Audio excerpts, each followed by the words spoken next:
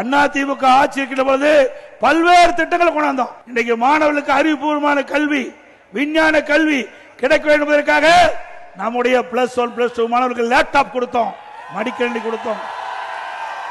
திமுக ஆட்சி வந்து நிறுத்திட்டாங்க. அதிமுக தொடர்ந்து 4 ஆண்டு காலமாக அதிமுக ஆட்சியிலே கொண்டு வரப்பட்ட திட்டம் அறிவுபூர்வமான கல்வி, விஞ்ஞான கல்வி அரசு பள்ளி படிக்கிற மாணவர்களுக்கு கிடைக்க வேண்டும். அதற்காக நாங்கள் கொண்டு வந்த திட்டத்தை அரசியல் கால் பிடிச்சோடு நிறுத்த வேண்டாம், தாருங்கள் என்று தொடர்ந்து வலியுறுத்தினோம். செவி சாய்க்கவில்லை. இன்றைய தினம் அறிவிச்சிருக்கிறாங்க. மக்களுடைய செல்வாக்கு எழுந்துட்டாங்க, இளைஞருடைய செல்வாக்கு எழுந்துட்டாங்க, மாணவருடைய செல்வாக்கு எழுந்துட்டாங்க. கல்லூரியில் படிக்கின்ற மாணவர்களுக்கு 20 லட்சம் பேருக்கு கொடுப்போம்னு சொன்னாங்க. இன்னும் கொடுக்கல. கொடுத்தா தான் நிஜம்.